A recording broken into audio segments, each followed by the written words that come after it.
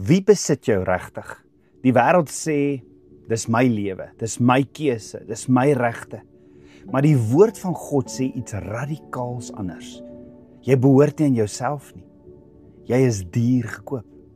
Of jy lewe of sterf, jy behoort aan die een wat jou gekoop het. In 1 Korintiërs 6 vers 19 tot 20, Romeine 14 vers 8 sê, Jesus het my en jou ten duurste gekoop.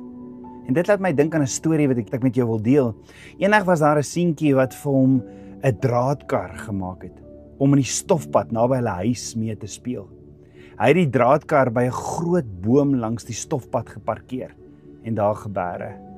Hy het gereeld daarheen gegaan en daarmee gespeel.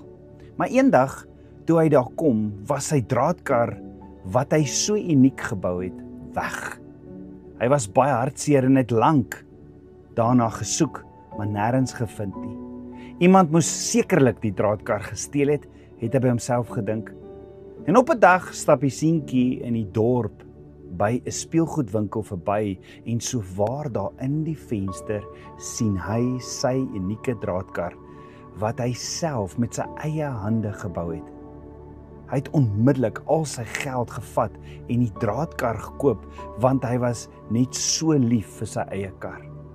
Na die seentjie die draadkar gekoop het en uitloop uit die speelwinkel sê hy vir die draadkar, nou is jy dubbeld myne.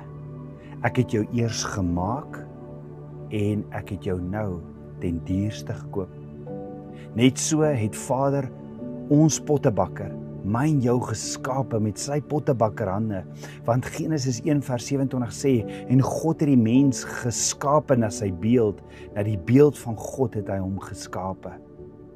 So Abba Vader het ons nie net geskape nie, maar hy het ons ook ten duurste gekoop, want so lief het hy ons, hy het sy enigste gebore seun gestuur. Petrus sê in 1 Petrus 1 vers 18 tot 19, omdat julle weet dat julle nie deur verganklike dinge, silwer of goud, losgekoop is uit julle lewenswandel, wat deur die Vaders oorgelewer is nie, maar deur die kosbare bloed van Christus, soos van 'n lam sonder gebrek en vlekkeloos. Vader het my en jou nie met goud of silwer gekoop nie. Hy het sy seun gestuur. Deur met die kosbare bloed van sy seun het hy my en jou gekoop. Daarom bevestig Paulus in 1 Korintiërs 6 vers 19 tot 20 dat ons nie langer aan onsself behoort nie. Ons behoort aan hom. Daarom kom ons gee onsself as lewende offers vir hom. Jy is belangrik, want jy het jou geskape, uniek, en hy het jou ten duurste gekoop. Jy behoort aan hom.